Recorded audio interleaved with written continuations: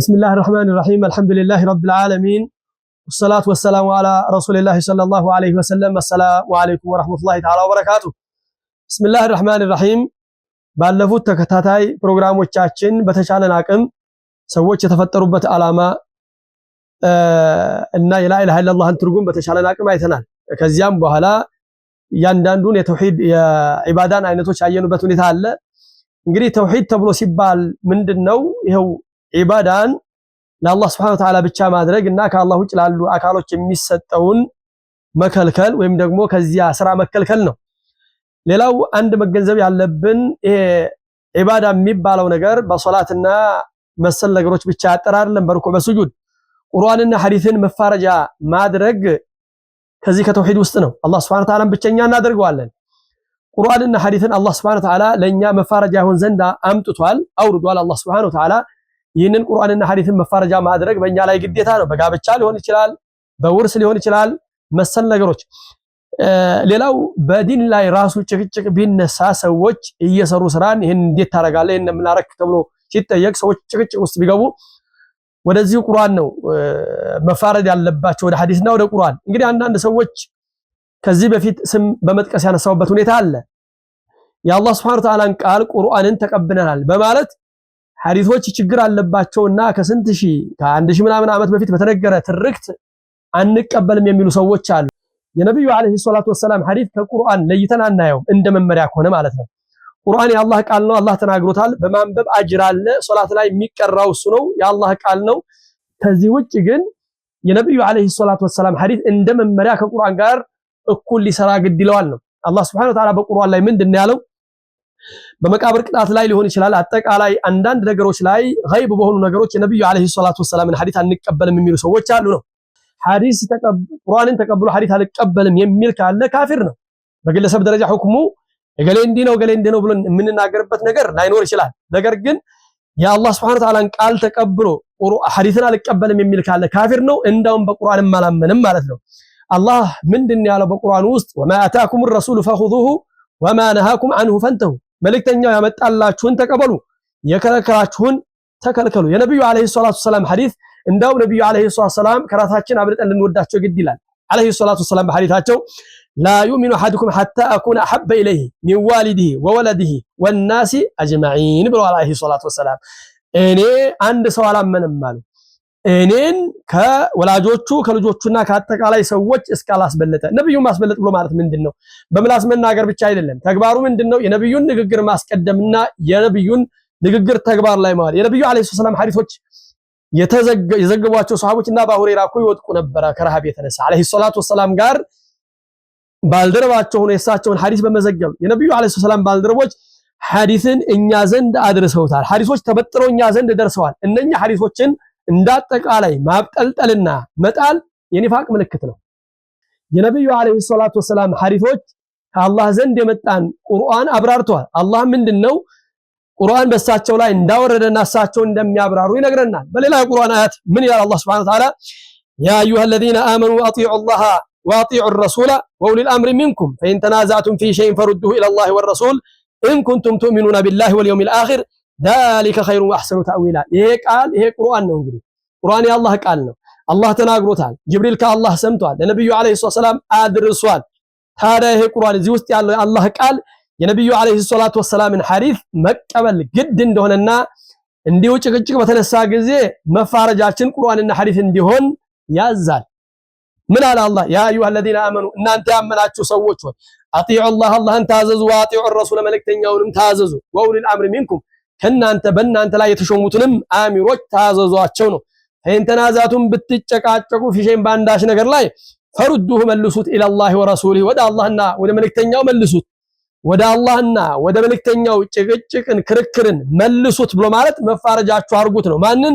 ቁርአንና የነብዩ አለይሂ ሰላቱ ወሰላምን ሐዲስ ሁለቱም ተጠቅሰዋል። መፋረጃችን ቁርአንና ሐዲስ ነው። ቁርአን ነው መፋረጃ፣ ሐዲስን አልቀበልም ያለ ካፊር ነው፣ ሙስሊም አይደለም። በግለሰብ ደረጃ አንዳንድ ሰው ሁክም የሚቆምበት አለ። ገሌ ካፊር ነው በየጠቀስኩበት ሁኔታ ያለም ያ ምናልባት ዕውቀት ላላቸው ሰዎች እንተዋለን። ኩንቱም ተኡሚኑና ቢላሂ ወልየውሚል አኺር በአላህና በመጨረሻው ቀን የምታምኑ ከሆናችሁ ذلك خيرun ይሄ እኮ በላጭ ነገር ነው። አህሰኑ ተእዊላ መጨረሻውም ያማረ ነው። ከዚያ በኋላ ምን አለ? ألم تر إلى الذين يزعمون أنهم آمنوا بما أنزل إليك وما أنزل من قبلك يريدون أن يتحاكموا إلى الطاغوت وقد أمروا أن يكفروا به ويريد الشيطان أن يضلهم ضلالا بعيدا تملكت كاتشون ودنيا آمننال ودميلوت ወደ አንተ በተወረደውና ካንተም በፊት ወደወረደው يريدون ይፈልጋሉ أن يتحاكموا መፋረድን إلى الطاغوت አላህ ውጭ ወዳሉ ጣዖቶች وقد أمروا በርግጥም ታዘዋል أن يكفروا به በሱ እኮ ሊክዱ ከአላህ ውጭ ባለ አካል መፋረድን መካድን ታዘዋል አለ ويريد الشيطان أن يضلهم ضلالا بعيدا ሸይጣን ሩቅ የሆነ ጥመትን ሊያጠማቸው ይፈልጋል እንግዲህ በነብዩ አምነናል ሲሉ ነብዩም መፋረጃ ማድረግ ሲገባቸው ከነብዩ ውጭ ወዳሉ አካሉ መሄዳቸው አላህ Subhanahu Wa Ta'ala ወቀሳቸው وإذا قيل لهم تعالوا إلى ما أنزل الله إلى الرسول በተባሉ ጊዜ አላህ ወዳወረደውና ወደ መልእክተኛው ኑ በተባሉ ጊዜ رأيت المنافقين يصدون عنك صدودا ሙናፊቆችን ትመለከታቸዋለህ አንተ መሸሽን ሲሸሹ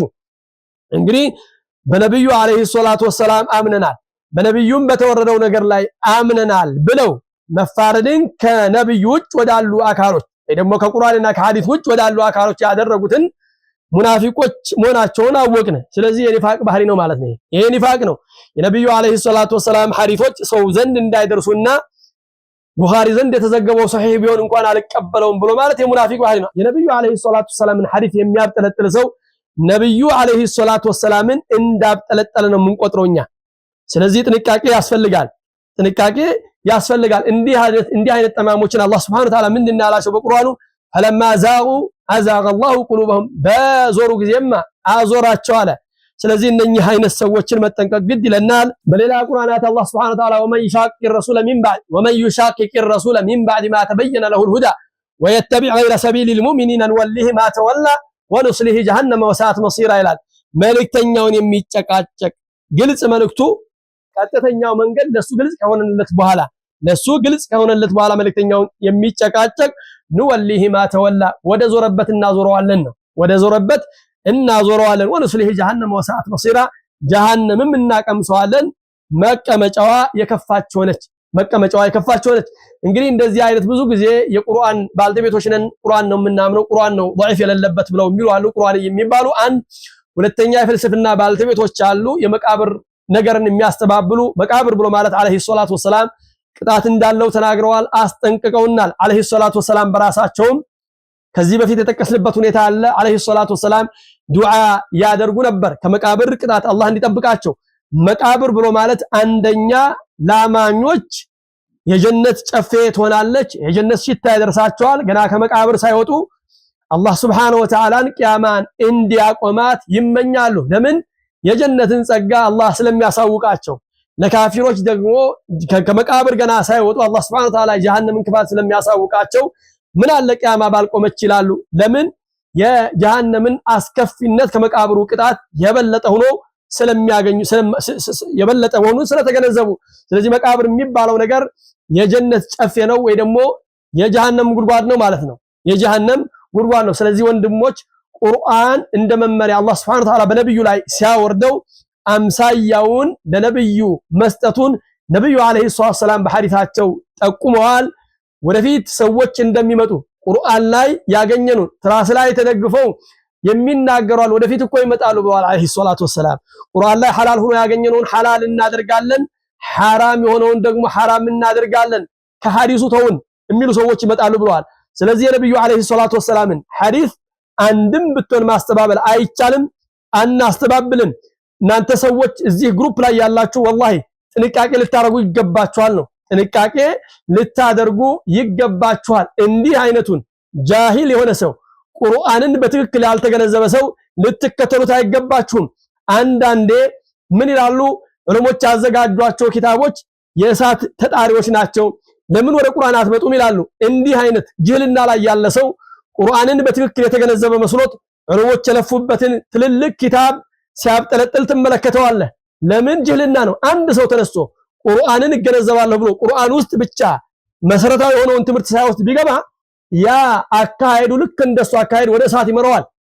ነገር ግን ጅህልናውን አውቆ ከዑለሞች መሰረታዊ ዕውቀት አግኝቶ ተፍሲር ኩቱበ ሲታና መሰል ኪታቦችን ቢቀራ ዓሊም ይሆናል እንደዚህ አይነት ሰዎች እንግዲህ ያስጠነቀቁ ይገኛሉ ከምንድነው የሚያስጠነቅቁት ከዑለሞቻችን የአቂዳ ኪታቦችና ከዚያም ትንንሽ መነሻ የሚሆኑ ኪታቦች አሉ ለተፍሲርና ለሌላ ነገር የሚያበቁ ይህንን ትታችሁ ተፍሲር ቁርአን ውስጥ ግቡ ብሎ ወደ ቁርአን ይጣራል። እንግዲህ ይሄ ምንድነው ትልቅ ጅህልና ነውና እንዲህ አይነቱን ጃሂል እንዳትከተሉት አደራ እላለሁ። ወሰለላሁ ዐላ ሙሐመድን ወዐላ አሊሂ ወሰህቢሂ ወሰለም። ወሰላሙ ዐለይኩም ወራህመቱላሂ ተዓላ ወበረካቱሁ።